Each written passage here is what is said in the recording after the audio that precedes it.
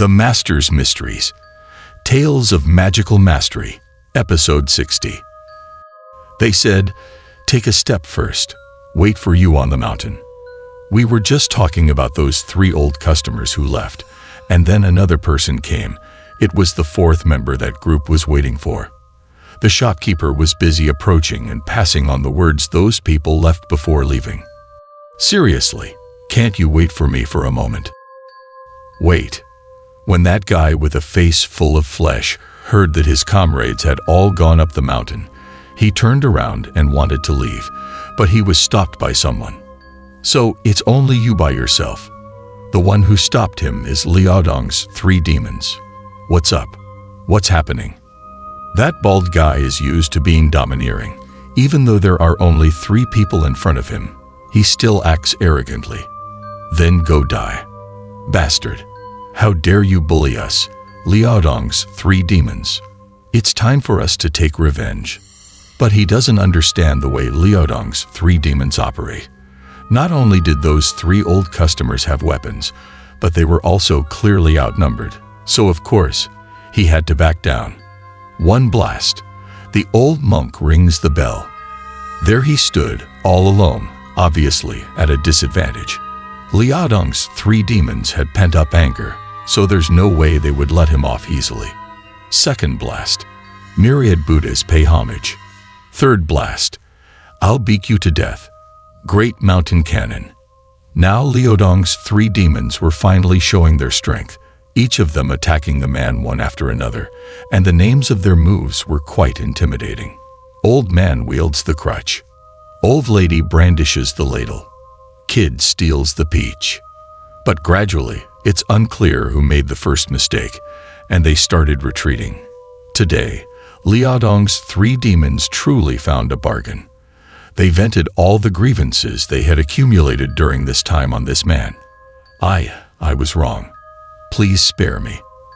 This man was just an ordinary treasure hunter in the mountains, usually relying on his numbers to bully others. He was often rebellious and unwilling to submit, but now that he was alone, he could only concede. Now you know how powerful Liaodong's 3 demons are. I know. Looking at the man's pitiful state and hearing his pleading, Liaodong's 3 demons were feeling quite pleased. "Tell us, what were you trying to do by going up the mountain?" They immediately assumed a stance of a tribunal, giving that guy a rough treatment. "Think about it, and then speak. Or else we'll let you experience the taste of a monkey stealing peaches." Liaodong's 3 demons, who usually enjoyed putting on airs, were now fully immersed in their act. They sounded very domineering, giving off an air that they would just take action without further ado. "I'll talk. I'll tell you everything. The boss ordered us to go up the mountain and look for treasures." The burly bald man had been beaten so badly that he no longer dared to offer any resistance. He spilled all he knew, willingly or not. "I heard that there's a big worm in the swamp, and its horn is worth a lot of money. Some people are offering tens of thousands of taels for it." "What? Treasures? Worm's horn? Gold ingots?" Liaodong's 3 demons didn't quite catch the specifics of the plan, but the idea of finding a valuable treasure and selling it for a high price got their eyes gleaming. "Big brother, this sounds good. Oh my. It's more profitable than being bandits." The 3 of them discussed this as if it was a heaven-sent opportunity. They might not know how to deal with the worm themselves, but robbery was their expertise. "Big brother, second brother, let's go meet this swamp worm. There's a saying, thieves rob thieves. This fat opportunity has fallen into their laps, and they can't just let it go. Quick, let's go. Lead the way." Yes.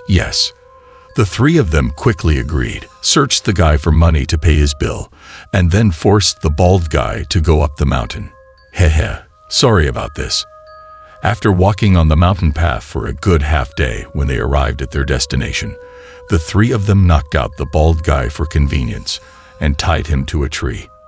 "Third brother, second brother, be discreet." Then they cautiously approached the large swamp, stealthily observing. From what they saw, those three people were indeed there, seemingly preparing to capture the worm in the swamp. Why hasn't the fourth guy arrived yet? He's probably doing some gymnastics on his belly tilt. One person suddenly appeared with a deer, tossing it not far from the shore. It seemed like it was meant to be bait. Is everything set on your end? All set. Another person had a lot of knife blades in hand, constantly inserting them into the ground. Forget about the fourth guy. Let's start. The three demons were also experienced in the ways of the martial world. They had heard of this kind of treasure hunting technique, called the thousand-blade formation, burying hundreds of knife points in the ground, leaving only a tiny bit exposed, gradually increasing the height as they got closer to the bait. These knife tips are coated with a sedative. When large snakes or reptiles come to eat the bait, they'll crawl over these blades, and their bellies will be sliced open without them even realizing it. The treasure hunters won't need to exert any effort to catch their prey. Now, another person poured a bucket full of the deer's blood, letting it flow over the deer and into the swamp. The air was immediately filled with a strong smell of blood. Understood. Hide quickly. Seeing the trap set, the three of them slipped into the woods, hiding themselves. So both parties quietly watched the trap. The treasure hunters waited for their prey to appear, while Liaodong's three demons waited for the treasure hunter to retrieve the worm's horn before pouncing to seize the treasure. However, as they waited, an entire night passed and another day went by. Both groups understood that treasure hunting was like this. It required not only great courage, but also immense patience. Sure enough, effort doesn't disappoint those who are determined. On the second day, just after dawn, strange bubbling sounds suddenly came from the large swamp. Then, a peculiar-looking head emerged from the water. It's here. The treasure hunters immediately became alert. Even Liaodong's three demons, who had been growing tired and considering giving up, were stimulated by this development, their eyes fixed on the water's surface. At this moment, a thin layer of mist rose from the water's surface. They could see a serpent-like figure, 5 or 6 meters tall, gradually emerging from the water. The massive figure wriggled forward, slowly approaching the deer. Now they could see that the serpent was over 10 meters long, with a head that was as large as half a room. The gigantic serpent seemed delighted by the dead deer. It opened its large mouth, clamped down on the deer, and then tilted its head back to swallow it. Charge. The three treasure hunters had been waiting for this moment for quite some time. Now, brimming with excitement, they burst out of the woods and charged towards the serpent. Great. Be careful. Big brother. Should we attack with our blades? The serpent's reaction was extremely slow. All three had reached its side before it seemed to notice them and turned its head towards them. Wait a moment. Big brother. Something doesn't seem right. As they moved closer, the three suddenly halted. The serpent's behavior was clearly beyond their expectations. As it turned out, the serpent didn't get its belly sliced open by the thousand-blade formation, as they had imagined. It seemed to have seen through their plan and intentionally lifted its body a palm's length off the ground, successfully evading the knife tips. It had cleverly deceived the three of them. It's not hurt. This thing has become cunning.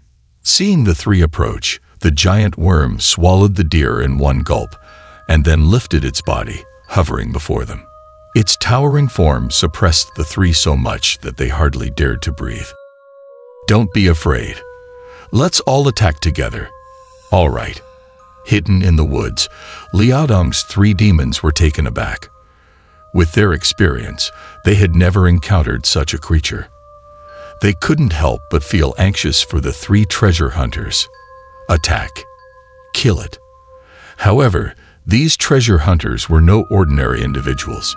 Quickly recovering from the pressure exerted by the worm, they each brandished their weapons and charged at the creature. How could these individuals seeking a fortune of this magnitude easily give up? Moreover, each of them possessed considerable skill. Together, they attacked the worm, engaging it in a fierce battle. It's trying to escape. Big brother, It's diving back into the water. Clearly, the worm was also feeling some fear. It swiftly plunged into the water, leaving the three in a state of agitation. They wanted to pursue, but they didn't know the depth of the water, and the swamp was muddy. No one dared to tread into it lightly. Damn, what a fucking shame. Let's go. We'll come back after a while. We're definitely getting that thing. Seeing the precious treasure slip away from their hands, they were so frustrated they stomped their feet. However, they reluctantly turned around and left, planning their next move. But just at that moment, they suddenly heard more intense bubbling sounds from the water behind them. Why is it getting misty again? Moreover, the fog that had just cleared was rising once more. This time, the fog was even denser. However, none of the three cared about the fog anymore. Their minds were fixed on the treasure. They approached the water's surface. Big brother, something seems to be coming out. Suddenly, a loud splashing sound echoed from the water's surface. Immediately after, a towering spray of water shot up, covering the three with mud. Big brother, what is that?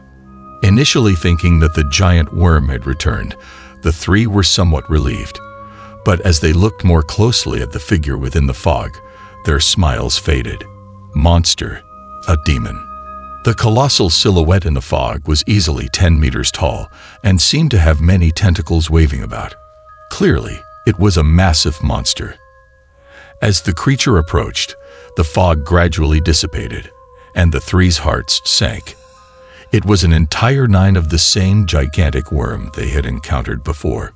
It was unclear whether these 9 worms were tangled together or if it was one single body. 9 enormous heads swayed on the water's surface. Their sheer presence was incredibly terrifying. The sight left the three almost paralyzed with fear. Run. It's a monster. One of those worms was formidable enough, but who would dare to approach 9? The three were dumbfounded as they watched for a while, but finally came to their senses and turned to escape. However, there was no way these 9-headed worms would let them get away. Like a gust of wind, they charged forward. The three had no means to resist and were quickly torn apart and devoured by the 9 heads. The gruesome scene was beyond what Liudong's 3 demons could endure. Terrified, they sat on the ground, clutching their mouths tightly, afraid even to make the slightest sound. But would these 9-headed worms not notice them?